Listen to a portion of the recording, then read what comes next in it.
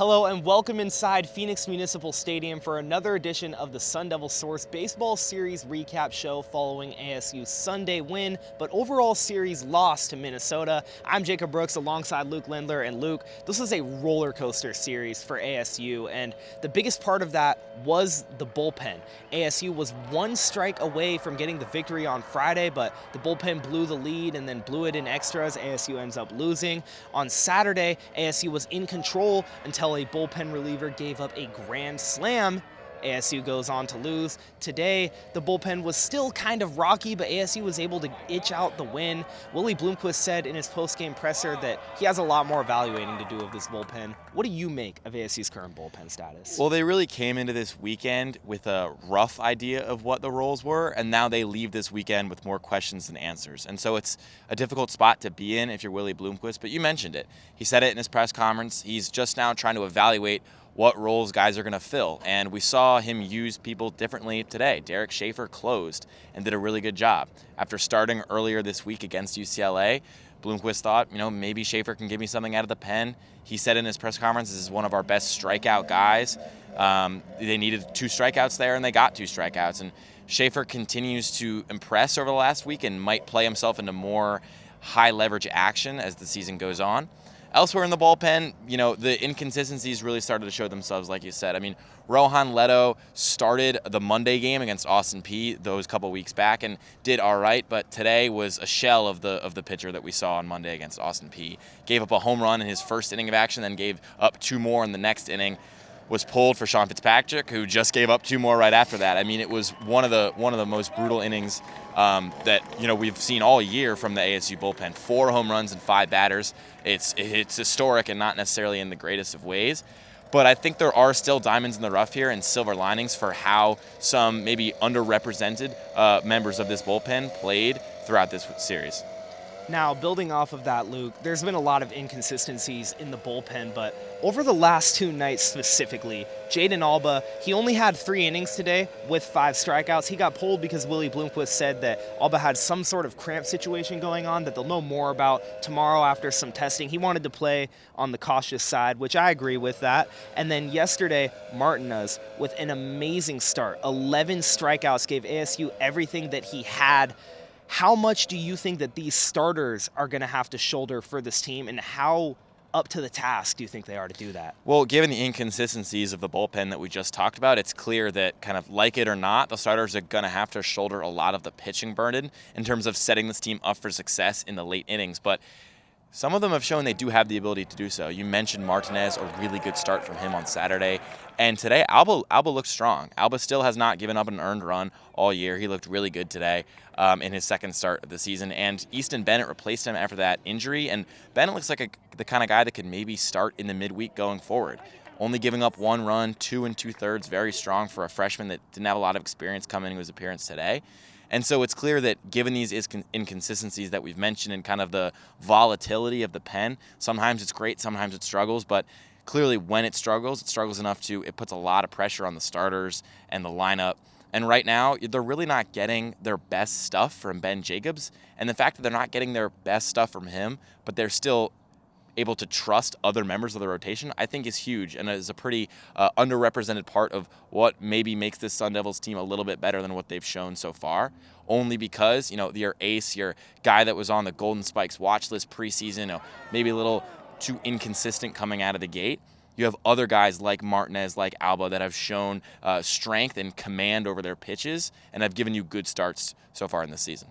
So, Luke, coming into this season, the main talk around ASU was the veterans, the older guys. But a lot of freshmen have stepped up thus far for ASU. Specifically today, Beckett Zavorik played amazing. He had a bunt. Then he ended up stealing second. Then an error let him get all the way home. Then he had 2 RBIs the next inning off of a single. This kid has been something special. Willie Bloomquist put it bluntly in his presser. He said that Zavorik is a baseball player. He just gets it. But he's not the only guy that's younger that's been stepping up for ASU. What do you make of the whole young collective for the Sun Devils that's been stepping up so far? Well, I really think it's been a pleasant surprise for Bloomquist. For a lot of his offseason availability, he really didn't touch on the freshmen that much. I think a lot of people didn't really expect a lot of freshmen to be featured, especially this early on. Like, injuries haven't really set in yet, and so that's typically when you see freshmen in more action. But thanks to some inconsistencies in the lineup and in the pen, like we've mentioned, we're seeing these freshmen step up, and they're playing pretty well. Landon Hairston stepped up, had a pretty good night on Friday night. Just like you mentioned, Zavorik was strong today. He plays a lot like Bloomquist did when he played here for the Sun Devils. He's quite a scrapper. He's kind of like a junkyard dog, laying down that bunt and scooting his way to first before swiping a bag and forcing an error. And it's those kind of plays that not only do they net you a run, they get the bench engaged, they get the fans engaged, and it felt like there was a lot more energy in the stadium after that play from Zavorik, a stadium that was full but maybe on the quieter side today until that play really brought life to Muni. So, like you said, we're seeing Hairston, Zavorik, even Jax Ryan step up in that, lineup, in the middle of that lineup, sort of towards the bottom end, because that top four has been so solidified this year. But also mentioned guys in the pen that are stepping up. Easton Barrett did a really good job today, as I mentioned. He came in, gave him 2 2/3 good innings, and so I'm intrigued to see what the play time holds for this freshman going forward. I feel like we know what we're getting from them every time that you see Barrett or Zavorik or Harrison go out on the field. You have an idea of what you're going to get, like young talent, but potentially some volatility. But it depends to see how much trust Bloomquist is going to give in them. And Bloomquist, as of right now, it looks like he's going to have to put a lot of trust in them, because that top four, like you've been talking about, has had a little bit of inconsistencies that showed through in this series. Brandon Compton did not have a great series. Jacob Tobias, outside of one big home run, did not have a great series. Kian Vu didn't even get the start today in right field. Jonathan Hernandez, or as they call him, Rooster, got the start out in right field, and Vu got subbed in later on in the game. What do you make of the slumps and the struggles that have been going on in ASU's top of the lineup?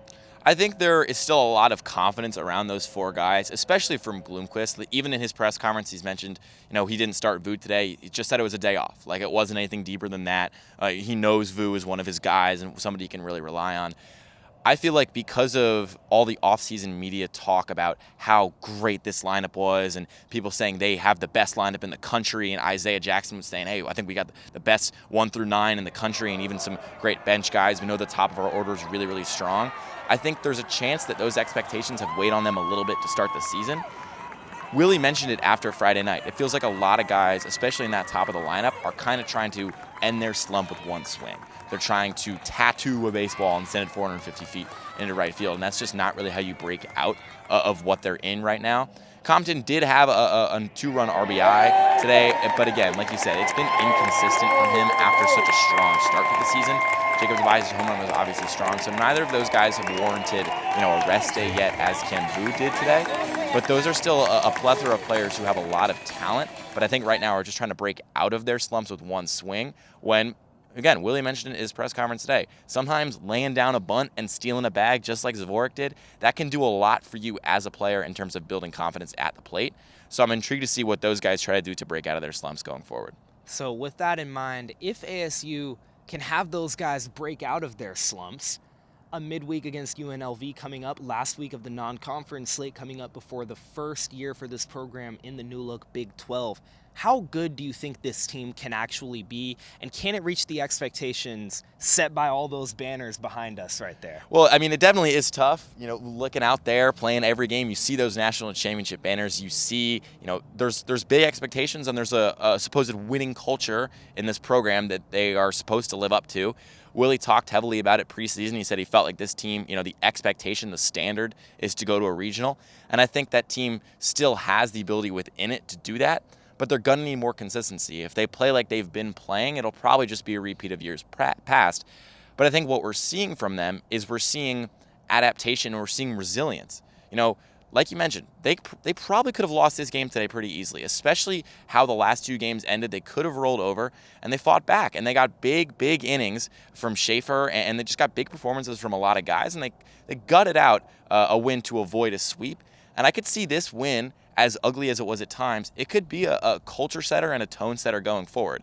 They have a big test on Tuesday. UNLV is one of the best teams in the country, but I think in a new look Big 12 that is pretty wide open outside of the teams within Texas are kind of the upper echelon, but the teams outside of those, pretty wide open, not a lot of expectations, not really sure what to expect. And I think the Sun Devils have the talent on their roster to make a run. It's a matter of getting the most out of that talent with finding more consistency, being more patient, and just playing baseball, as Bloomquist has said.